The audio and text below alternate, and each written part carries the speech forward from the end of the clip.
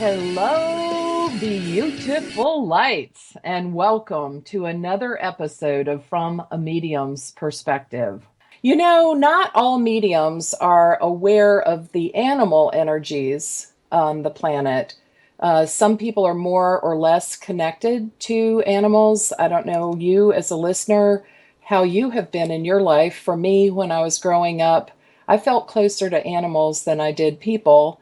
But I just felt like I understood what they were thinking. And now I know that that is called animal communication. And it's something that I do on occasion for clients. I usually go into the past lives of animals and how they were connected to us in other past lives as humans. Today, I have a really special guest, and he's been with us before a couple of times. He is known because he's a paranormal investigator. He's with Inspired Ghost Tracking, and he's a medium on the team and has used scientific evidence to find proof of ghosts and spirits. But since a child, he's been sensitive to energies, and he's written a book called Pets and the Afterlife, in addition to ghosts and spirits and lessons learned from talking to the dead. He teaches others how ghosts and spirits communicate and gives us some hope about that afterlife. What I really like is that he is sensitive to the energies of all animals, but in particular pets. So I thought maybe you might like to meet him. His name is Rob Gutro. Rob, I'm so glad to have you back on the show. Welcome back. Thank you, Tracy. Thanks for having me back. For those of you that want to reach Rob, what's your favorite point of contact? You have several, and I didn't know which one was your top favorite for people to reach you. What's the best way? Well, there are two ways that are pretty easy. One is if you go to Facebook and you just put in Rob Gutro, you'll find my book page. Or you can now type robgutro.com, and it reroutes you to my blog page. And that's spelled Gutro for those of you out there, Gutro. Share with our audience how you made that connection between pets and the fact that they were able to communicate from the other side. Well, growing up, I always had a dog in the family, so and I always felt bonded to them. But it wasn't until I had a dog as an adult who passed away, was tragically killed by a car when his leash opened. I'm so sorry. He came back to me many, many times, and he helped prove a lot of ways that dogs and cats, and basically any pet, can communicate from the other side. And I think we talked in some detail about that in another episode, correct? We did. Yeah, we went over the story of Buzz. His name was Buzz, and he's the world's best canine communicator that I wrote about in my first pets book. Oh, that's so awesome. Well, you've produced another book. Yes, Pets in the Afterlife 2 just came out on Valentine's Day this year. Oh, congratulations. Thank you. That was I tried to get it on Valentine's Day because our dogs really are a big part of our heart, our dogs and cats. The loss of a pet is pretty tragic to people. Well, I will say that I'm also a scientist, and I read a lot of studies, whether psychological studies or scientific studies, about animals and human interaction. And one of the things that a lot of folks really need to understand is that when you grieve for the loss of a pet, you often grieve harder and longer than you do for the loss of a human. Well, studies have shown that's because our pets rely on us 100% of the time for their entire life. Humans, grow up, have their own lives, and drift away, whether they're relatives or friends or whatever. So that's why we grieve much more deeply sometimes for a pet than we do a person. That actually makes a great deal of sense. I lost a little dog back in late 80s. His name was Hot Rod, and he was a Chihuahua. And it did really serious, like 21 years I was conscious of still grieving for him. I could come to tears really quickly thinking about him and missed him so much. And I've had a couple of pets since then that I had that level of connection with. We just had such a telepathic bond, and it was such an amicable friendship. Yeah, as a matter of fact, it's funny that you mentioned a Chihuahua because as a side note, I'm actually reading a really fun mystery called Chihuahua Confidential by Waverly Curtis. It's a mystery where the Chihuahua actually can communicate in English to his mom, Oh, and it's a lot wow. of fun.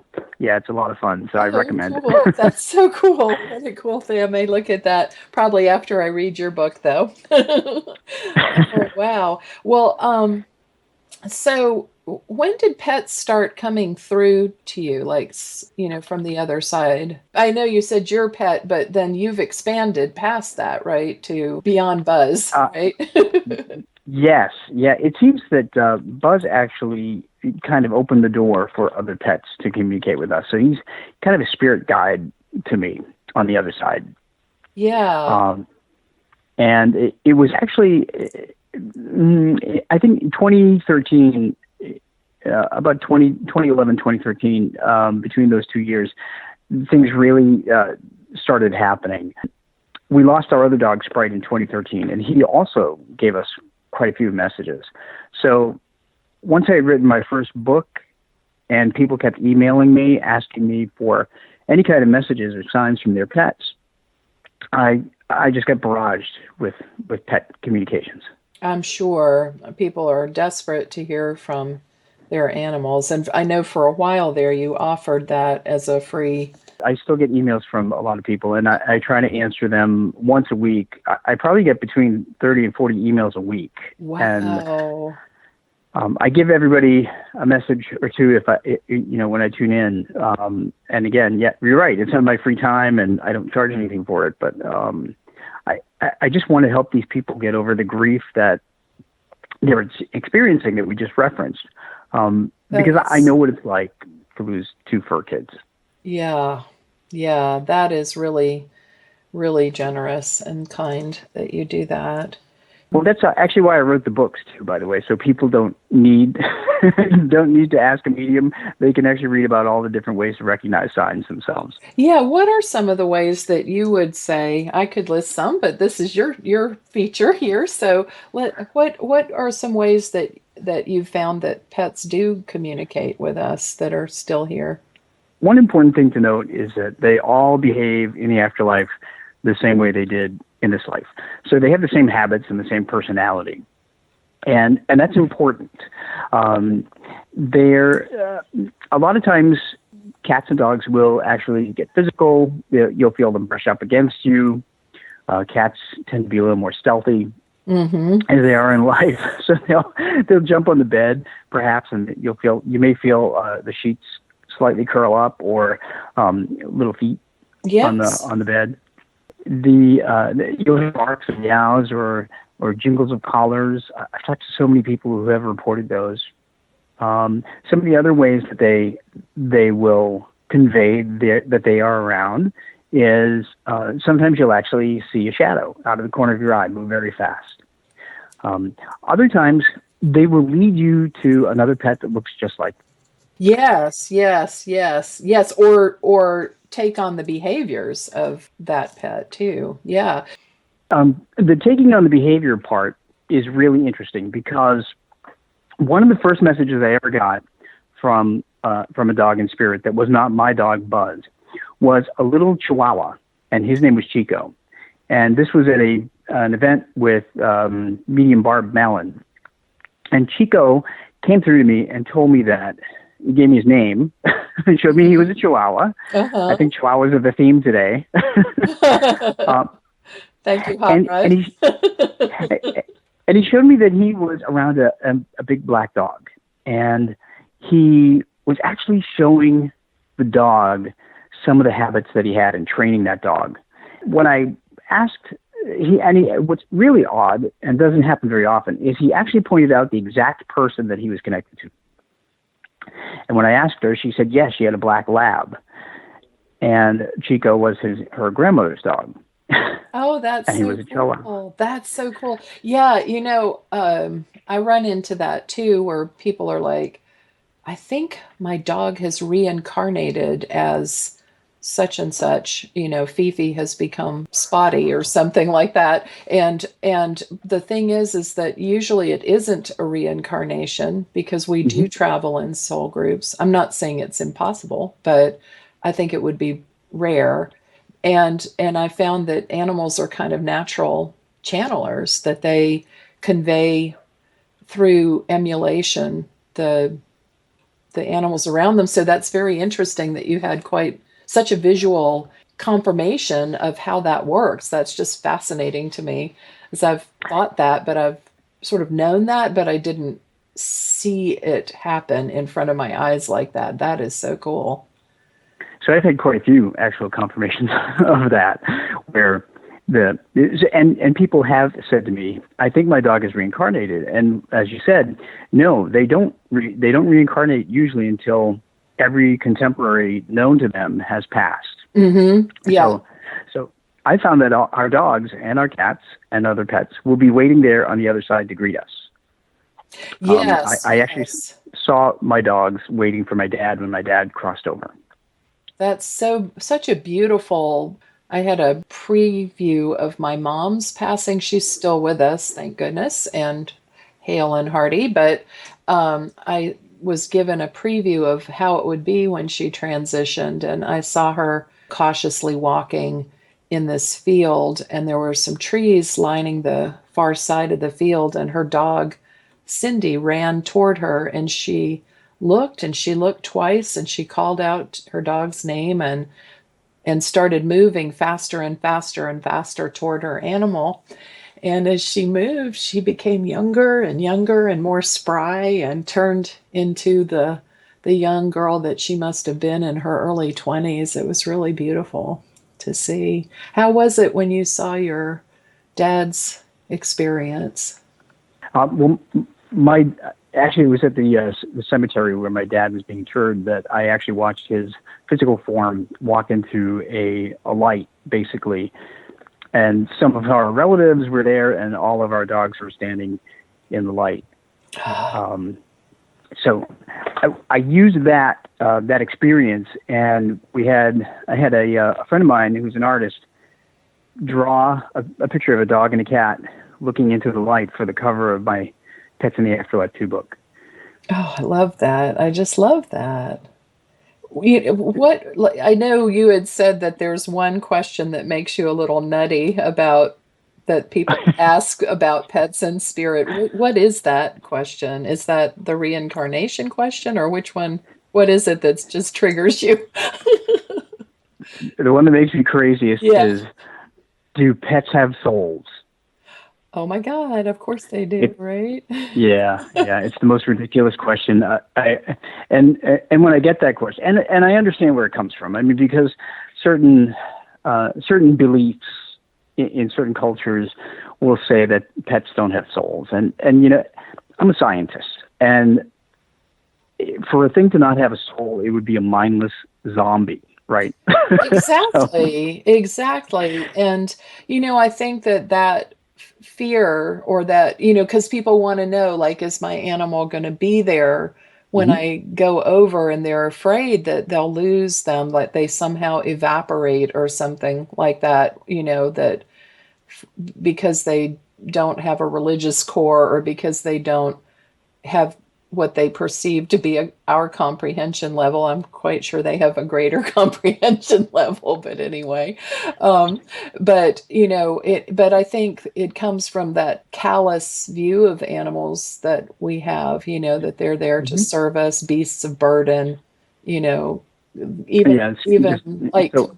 companion animal maybe is even not quite. Yeah. So when I give talks about pets in the afterlife, I always like to preface it with Soul 101. What is a soul? And a soul is basically the physical energies that are within our bodies that transition, coupled with our memories, our personality, and our knowledge. And anybody that has a pet knows that they have memories, they have personality, and they have knowledge, just like any living thing. And that's where we make the distinction of where we go after our physical body passes. We either decide to stay earthbound as a ghost, which some animals do, not Right. many, Sometimes out or of loyalty or confusion, mhm, depending on the same reasons that people do, mhm. really. Yeah. Yes, Except maybe or we not the cross over the religious part, spirit. but yeah. Right, right, right. And they do, most of them do cross, yes. Yes, they do. And what I've found by talking to the pets on the other side is that there's usually somebody in human form or pet form that is waiting for them on the other side. And so many emails that I've received have asked who their pet is with. What's interesting is that I am able to actually describe somebody's appearance to a T, so that that person reading my email back to them knows who it is. Oh, that's cool. Yes, yes. Yeah, that's very helpful. Even if, I, sometimes, I don't know, I think depending on like clairaudient mediums that are very strong in hearing might pick mhm. up names. And on occasion, I do, but I think the physical description and the personality description is actually probably more evidential than a name because a name could be gotten many different ways, but Yes. not that mediums are unethical. I mean that they can be picked up psychometrically, telepathically, and clairaudiently. So more evidence is how the person looks or how the person was as a person. So that's highly evidential. Yes. Well, and I'll give you an example of that. A woman asked me who her dog was with me on the other side, and I described this man as a short, kind of stout, balding man with glasses, and he always wore a checkered shirt and he wore blue pants. And I mean, that's kind of odd for anybody to wear the same outfit all the Right. time. But Hmm. this is what her dog showed me. So when I wrote her this, and I said, this sounds really odd to me, but maybe you can understand it. And she wrote me back, and she said, that's my grandfather. He only wore checkered shirts and blue pants. That's all he had in his closet. That's cool. That's cool. That's So really cool. Again, excellent evidence. Excellent evidence. Yes.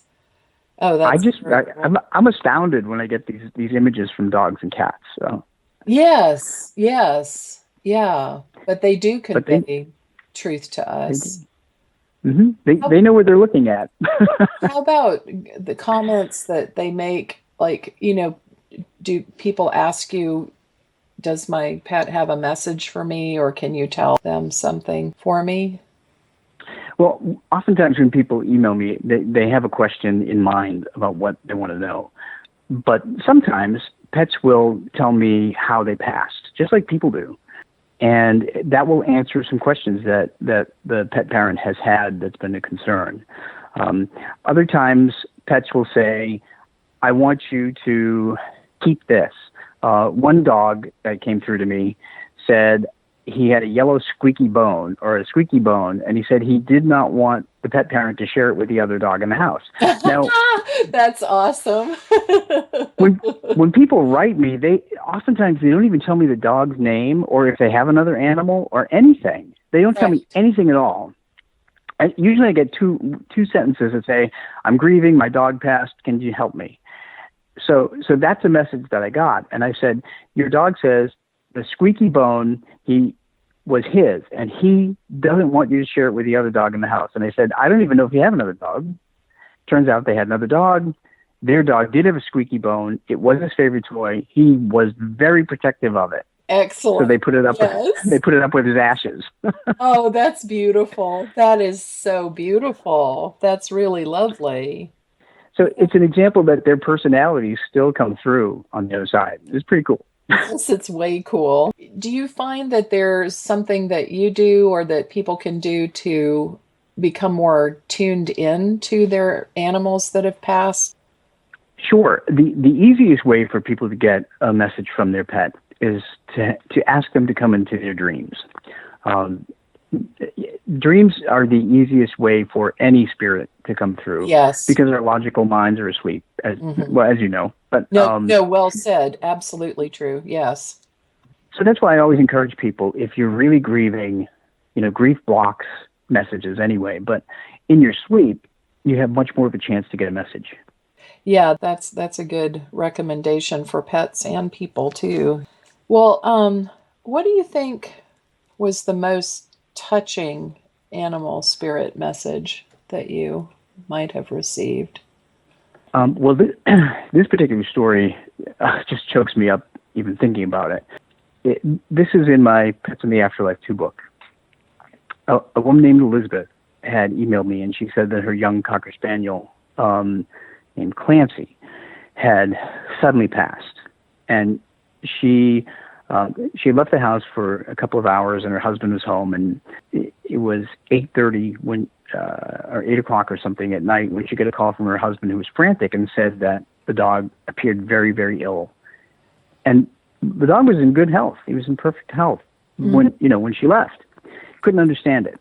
So she came home and she said that she called 2 emergency veterinary hospitals, and she didn't bring the dog in, but they thought, on the phone, all they could think was maybe the dog sprained something. Just keep him comfortable, put him in a crate, don't move him. So she did that. Well, by 10:30 at night, she said that she came back and her dog had passed away. And she was devastated, and she didn't know what in the world happened to her little young dog. So she wrote me to try and find some answers. I was able to communicate with Clancy, and Clancy showed me that he was eating a lot of leaves in the backyard from plants. Mm-hmm. And he also showed me that he was feeling a lot of pain in his stomach, which is why he was crying. Aww. And so I wrote her back, and I said, this is what Clancy is showing me. I said, I don't know if he ate leaves from plants. I said, but here's a link to the ASPCA website that says here 1,000 plants, common plants that are toxic to pets. And I said, please look at these and tell me if you recognize any of them. And she wrote me back, and she said there were quite a number of them in her backyard. And wow. Clancy always ate plants. Oh, wow. Sad for her to recognize that it was something that possibly could have been preventable, but what a relief to know exactly what it was, because that feeling of just someone dropping out of our life, human or otherwise, is very disorienting for people. And knowing that that's what happened, I'm sure brought her a great deal of comfort. It did, and she kindly allowed me to use her story and my email exchange with her in the book as a warning to pet parents all over to look around their house and make sure they don't have any of these plants. Yes. That's sad that happened, but what a beautiful example of mediumship. Truly the most important lesson, I think, that any pet from the other side could teach me and everybody else. Yeah, absolutely.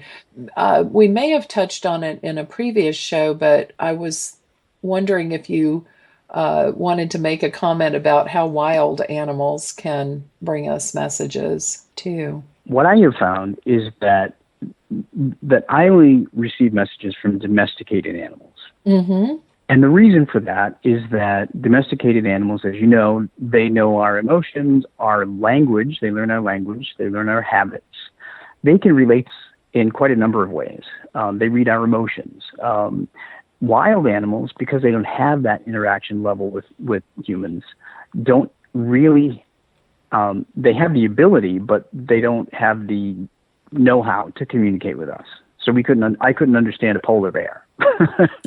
Yeah. Because they don't know us. Right. That's a good heads up to people that see people hugging lions and bears and lions and tigers and bears on Facebook and thinking, oh my God. And they're not, they're not thinking about that animal being raised in captivity and the time that was spent to condition and create that exchange. Yeah. What else would you say about the way they communicate? Oh, you made me think about totems. Well, just a side note, people have written me about whether or not piglets can communicate that are raised in a house, and there are some people that have little piglets.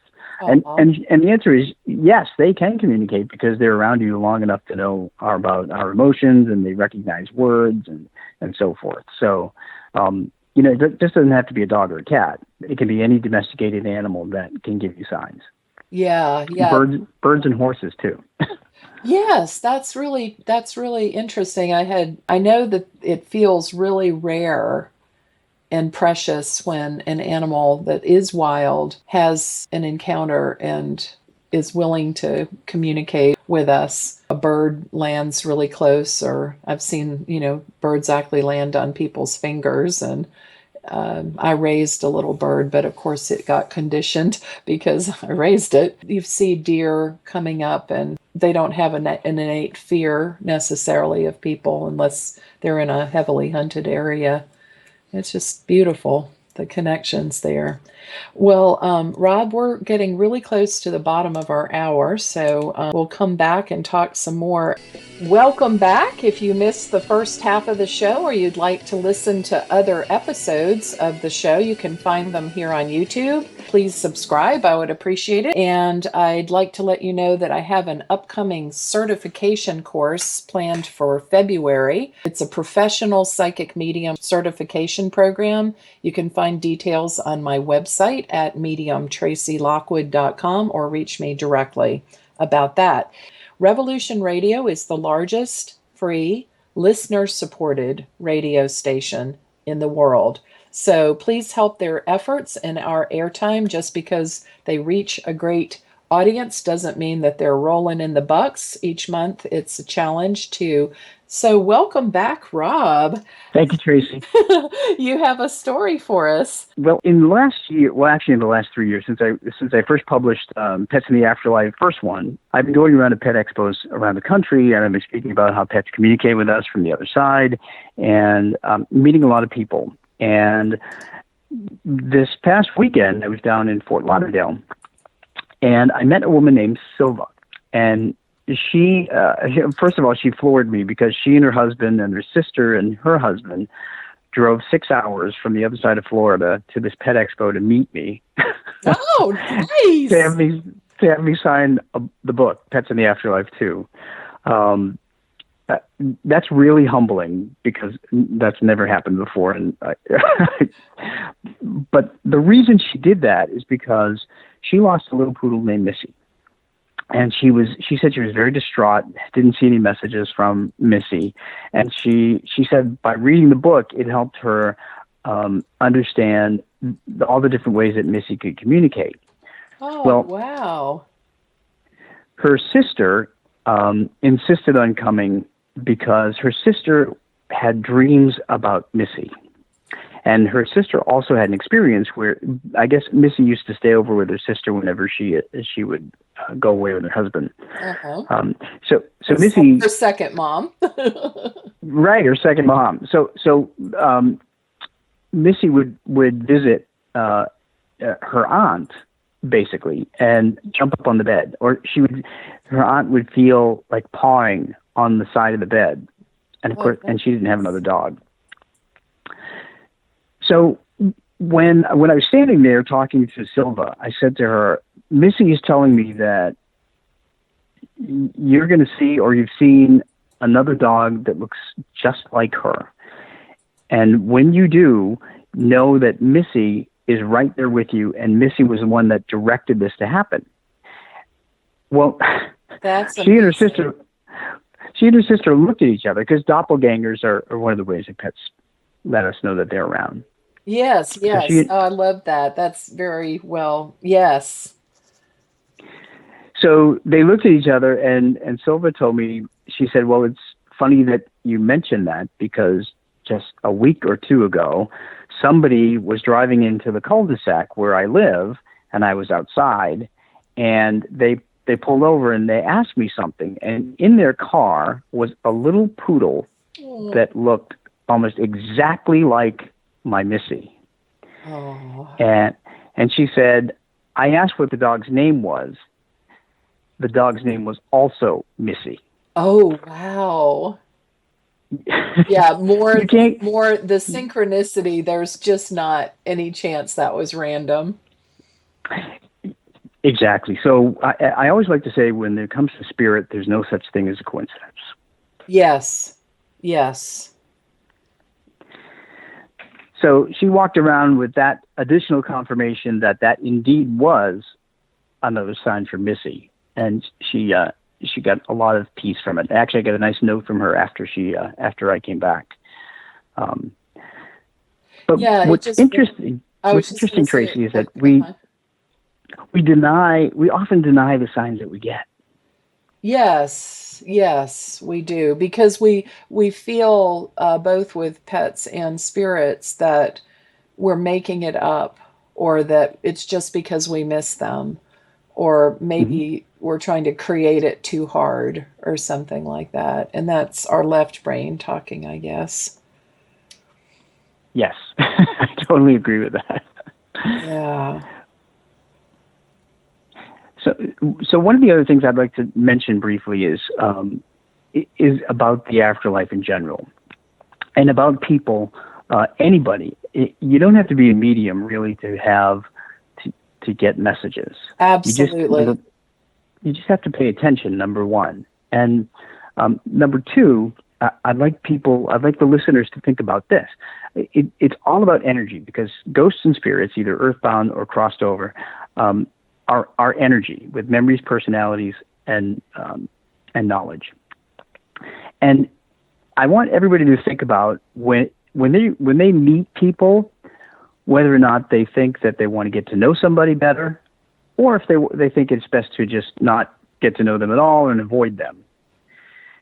What they're doing is they're reading the energy of that person, and that's what you and I do. We read the energy of those who passed. Yes. Yeah, And and living people. I think people think it's some supernatural thing, like, that you have to like really be out there to tap into that kind of thing, but it's really quite natural. If you were sitting in a room and someone comes into the room behind you, you know who that person is. It's not by their sound or by their, fragrance or whatever. It's their energy signature that you recognize.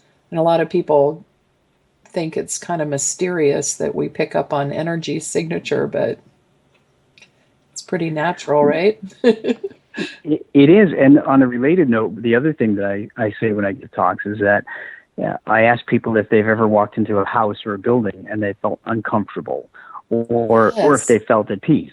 And I tell them that what you're reading is you're reading the residual energy left behind in that building from the living people that were in there. Yeah, yeah. I had uh, a thought the other day too about that character Pigpen that's on the cartoon Snoopy, Peanuts Yes. or whatever. And how Yes. he's like walks along and there's like this dust that just off gases constantly as he moves along. And this is kind of, well, maybe it is a very good example, but that's how our thoughts and our emotions are. We're not always organized about our thoughts and emotions. And so there is that residue, those little fragments of emotion and thought. And then if there's been something really intense that happened in a place, whether it's, world class love or whether it's something brutal, that energy is accentuated and imprinted even more intensely because the level of the emotion and the longevity of the emotion that evidences of that. Plus, you've done research to prove things too, I understand. Yes?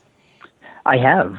Yeah, I've read quite a number of books by veterinarians, and I would recommend that anybody that has a dog, for instance, should look up the book How Dogs Think by Stanley Coren, or The Intelligence of Dogs. He's a veterinarian who studies intelligence levels of dogs. Mm. There's another book that I also use as foundation for my science. It's called How Dogs Love Us, and that's by Dr. Gregory Burns.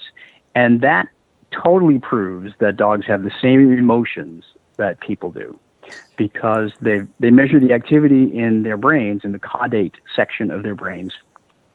And they found, under MRIs, by the way, Mm. and they found that dogs have the same emotional response to love, the love of their pet parent, that human children have with the love of their parent. So we have a lot of science backing up how dogs are just like human children. And the Yes. bottom line is, the only difference between a dog and a human child is they don't grow up, marry someone you hate, and move away. Or someone that you approve of. Yes, right. Right, Yes. right. And they don't talk back either. Right, right. That's true. That's true. No surliness, although they do get opinions, you know. Have you ever had, this is just something that popped in my mind, have you ever had EVTs that were animal based? I have heard paranormal teams have gathered EVPs of cats and dogs. I haven't personally because I don't do the electronics part. As Uh-huh. you know, I just Well, you serve as the medium on the team, right? right. Cool. I didn't ever think about animals on EVT, electronic voice transmission. And I have actually run into some earthbound animal. In my first Pets in the Afterlife book, a friend of mine who works with me at Dachshund Rescue, I do Dachshund Weimaraner Rescue as a volunteer part-time. Uh-huh. And this one woman, this good friend of mine, had an encounter as a girl when she was being actually saved by the ghost of a dog. Oh, Chased, interesting. Oh, chased, tell pointed us. away. She was being tormented by other kids. Long story short, a dog appeared that she had never seen before, and it wasn't a living dog. Right. It was the ghost of a dog, and she had not had a dog as a kid. So, but there's more detail in the book, but it's pretty cool. Oh, That that's ghost. way cool. Yeah. Do you think all animals can communicate with mediums? It's interesting. I think all mediums that tune in probably tune into that energy if that's their focus. I know they could. I think that if you are a pet parent, it's much easier for you to understand what they're saying to you. Yeah. My friend Ruthie Larkin, who's a medium up in the Boston area, she actually got messages from her dog Boston. She put a chapter in my first book about all the messages she got from him. She told me that she wasn't sure that she could get messages from other pets. Everybody that's read the book has contacted her and asked her for human and pet messages, and she said they've been coming to her like crazy. So all she had to do was open that door. Yeah. All of us are connected on both sides of the veil, and all life is connected, and all life is sentient. So there is a way that we can communicate. And yeah, I really think it even goes beyond people and animals to plants and to features of the landscape because we're made out of the same stuff. Absolutely. Natural environment witnesses and experiences things. Right. Now, you've updated your first book, Ghosts and Spirits, and you added some information for 2016. Are you updating that lessons learned from talking to the dead? I am. I'm actually in the process right now of updating the lessons learned book. And the reason why I've chosen this year to update both of these books is that they both serve as reference guides for all things paranormal for both earthbound ghosts and spirits who have crossed. The Ghosts and Spirits book, my first one that I published in 2009, is a very personal book to me because my dad came through, my dog Buzz passed, and he came through, and there are chapters about those experiences. And there are also chapters of how I started learning to develop my abilities. So that one really helps people, I think, understand how to do that. But I've learned so much in the last 7 years that I've had to update that, and it's reformatted, easier to read. It's almost, I don't know, it's very different than it was before. And I also added something about... I wanted to let people know that if you have lost a pet, that your books are excellent ways to round out the understanding that you might get about how that works and some experiences of other people that have gone through things through the mediumship of Rob Gutro. And that's Pets in the Afterlife and Afterlife 2. What would you add to that? I think that people need to be open-minded and understand that they're grieving very hard for the reasons we cited in the beginning, and that grief will eventually wane, and there are a number of ways that pets communicate. And that's why I wrote those books, to explain that. By the way, one of the stories that I put in the Pets in the Afterlife 2 book was about a dog that sent a real rainbow bridge to her mom. Oh, wow.